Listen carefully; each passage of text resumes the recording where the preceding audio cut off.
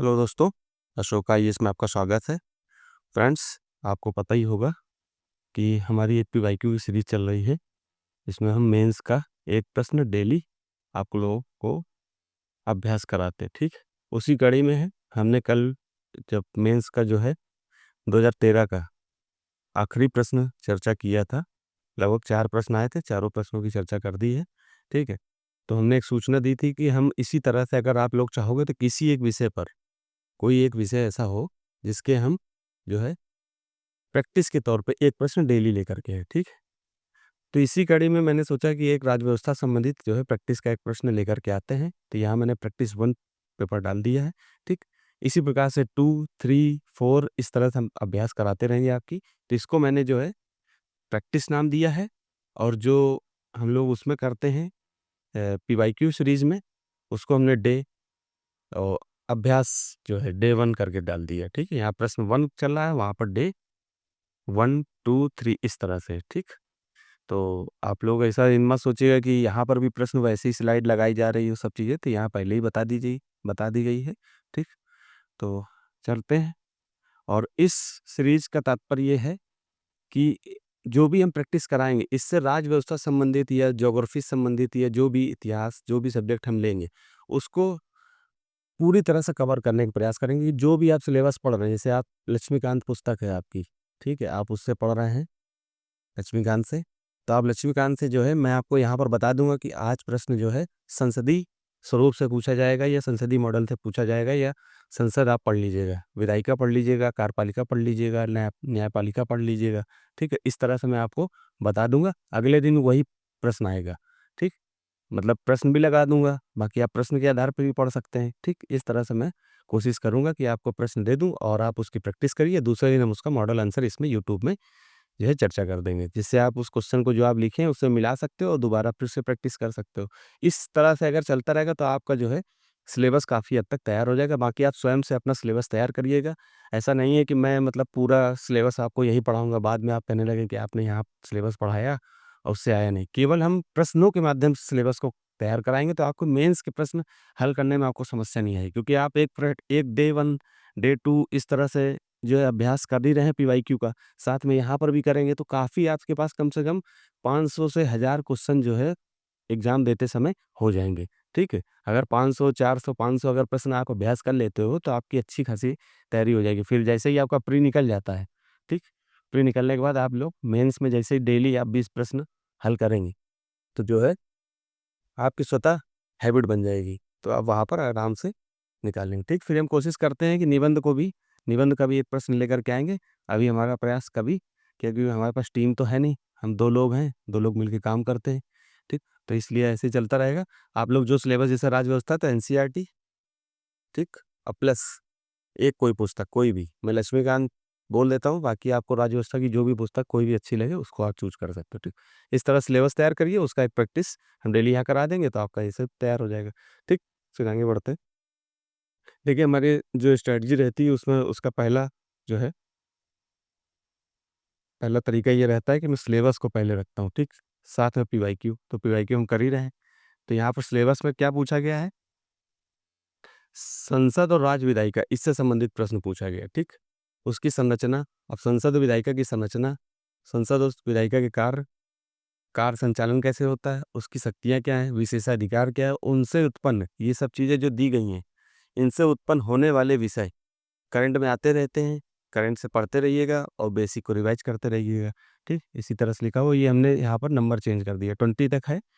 यहाँ पर 1 2 3 4 कल लिखा हुआ था, ठीक है। तो यहाँ 20 कर दिए गए, ठीक है। तो मैं आप सीधे प्रश्न पे आता हूँ। अब मैंने ये देखिए संसदीय प्रणाली से ये प्रश्न उठाया है, ठीक। मेरे पास क्योंकि मैं टेस्ट सीरीज लगाता हूँ तो टेस्ट सीरीज से ही मैं पूरा सिलेबस कवर करता हूँ अपना, कि इस टेस्ट सीरीज जो लगा रहा हूँ उससे अपने सिलेबस को कवर करता हूँ, शॉर्ट नोट्स भी बना लेता हूँ उसी से। तो वही मैं सोच रहा था कि आप लोगों को भी ऐसी सुविधा मिले कि आप लोग भी, क्योंकि एक समय के बाद लोग सिलेबस से इतर हो जाते हैं, सही से पढ़ नहीं पाते, गाइड नहीं मिल पाती है। तो यहीं पर से आप मेरे तरीके से आप पढ़ सकते हो कि डेली एक प्रश्न दिया जा रहा है, इसी आधार पे आप जो है संसदीय प्रणाली को आप तैयार करिएगा, ठीक। संतुलित प्रणाली तैयार करके आज मैंने प्रश्न करा दिया, कल से मैं अभ्यास प्रश्न दूंगा, ठीक। तो स्वतंत्रता प्राप्ति के पश्चात जब हमारा देश जब स्वतंत्र हो गया उसके बाद हमने संसदीय प्रणाली अपनाई, अध्यक्षीय प्रणाली क्यों नहीं अपनाई, उसके बारे में, ठीक। तो यहाँ पर संसदीय प्रणाली अपनाई, उसके बारे में बताना है। को अपनाने का निर्णय लिया, ठीक। क्यों लिया, निर्णय क्यों लिया, इसके प्रमुख कारणों को विवेचना कीजिए, ठीक। अब ये देखिए मैंने उत्तर लिखा, स्वतंत्रता प्राप्ति के पश्चात भारत को ऐसी शासन व्यवस्था की जरूरत थी जो लोकतांत्रिक आदर्शों, देखिए ये शब्द हैं, ये सब तैयार कर लीजिएगा, ठीक, आदर्शों को प्रतिबिंबित करे तथा विविधतापूर्ण समाज, हमारा समाज जो है धार्मिक, सामाजिक, आर्थिक, भाषाई रूप से विविध रूप से है, ठीक। तो समाज में स्थिरता और उत्तरदायित्व सुनिश्चित कर सके, इसी कारण भारत में संसदीय प्रणाली को अपनाया गया, ठीक। उसके कारण थे, कारण अपनाने के क्या कारण थे, तो पहले एक कारण मैंने दे दिया, जैसे औपनिवेशिक अनुभव। भारत ने वेस्टमिनिस्टर प्रणाली को अपनाया है, क्योंकि आप देखिए भारत लंबे समय तक औपनिवेशिक शासनों का जो है शिकार था। औपनिवेशिक शासन भारत में ब्रिटिश लोगों ने शासन किया है, तो इस प्रकार से उस जो भी वो शासन करते तो उसका अच्छा खासा उनके पास अनुभव था। तो यहाँ पर लिखा हुआ है, भारत ने वेस्ट मिनिस्टर प्रणाली को का लंबे समय तक अनुभव किया है, अतः यह प्रणाली अधिक व्यवहारिक लगी उनको, ठीक। विविध समाज, समाज विविध था, वहीं भूमिका में मैंने जो दिया ना, समाज जो है अपना क्या था, विविधतापूर्ण समाज था, तो उसके लिए भी एक पॉइंट मैंने यहीं पे बट डाल दिया। बहुभाषी, बहुधार्मिक एवं बहुजातीय समाज में जनप्रतिनिधित्व और सर्वसम्मति आवश्यक था, इसलिए हमने ऐसा और सभी लोग चुन के जाएंगे, है ना। अध्यक्षीय प्रणाली में क्या होता है, अध्यक्षीय प्रणाली और संसदीय प्रणाली में अंतर क्या है भाई, हमने जो है यहाँ पर किसी विधायक को चुना, वो विधायिका में बैठ गया जाकर के, मतलब विधानसभा में बैठ गया। मैंने किसी सांसद को चुना और वो जाकर के हमारी बात संसद में रखता है, ठीक। ये हो गया संसदीय प्रणाली ये। और अध्यक्षीय प्रणाली में क्या होता है कि जो भी हम चुनते हैं वो राष्ट्रपति को चुनते हैं, राष्ट्रपति अपने हिसाब से अपनी मंत्रिमंडल, अपने जो है विधायिका के सदस्यों को, सॉरी, अपने मंत्रिमंडल में सदस्यों को रखता है। तो वहाँ पर अध्यक्षीय प्रणाली अलग हो जाती है और यहाँ पर जो है संसदीय प्रणाली अलग हो जाती है। संसदीय प्रणाली क्या है कि हमारे समाज से बीच के ही लोगों को उठा करके हम ऊपर डालते हैं, फिर वही मंत्रिपरिषद का निर्माण करते हैं, ठीक, इन्हीं में से, विधायिका में से, ठीक। अध्यक्षीय प्रणाली में मंत्रिपरिषद अलग होती है, विधायिका अलग होगी, मंत्रिपरिषद अलग होगी, ठीक। तो उसको कभी विस्तार से जब हम कभी चर्चा करेंगे तो उसके बारे में मैं चर्चा कर दूंगा, बाकी यहाँ पर अभी हम प्रश्न पर ही रहते हैं। तो उत्तरदायित्व, संसदीय प्रणाली कार्य, संसदीय प्रणाली कार्यपालिका को विधायिका के प्रति उत्तरदायी बनाती है, ठीक। संसदीय प्रणाली जो होती है वो कार्यपालिका को, जो मंत्रिपरिषद क्या होती है, कार्यपालिका होती है, ठीक, को विधायिका के प्रति उत्तरदायी होती है, जिससे जवाबदेही, देखिए ये शब्द मैंने वही गवर्नेंस वाले जो शब्द लिख रहे थे उसी से उठा लिया, जवाबदेही और पारदर्शिता आती है या बनी रहती है।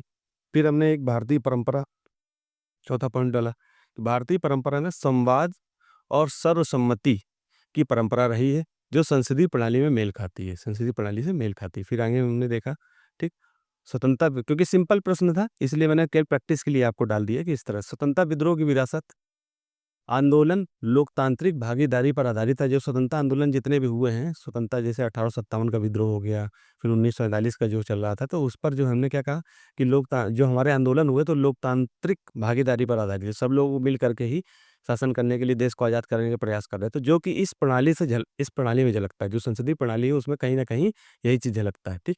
अतः भारत ने संसदीय प्रणाली को अपनाकर लोकतांत्रिक आदर्शों, फिर वही मैंने भूमिका वाली चीज़ यहाँ पर, लोकतांत्रिक आदर्शों यहीं पर, देखिए घूम घूम के लिखने की कला होनी चाहिए।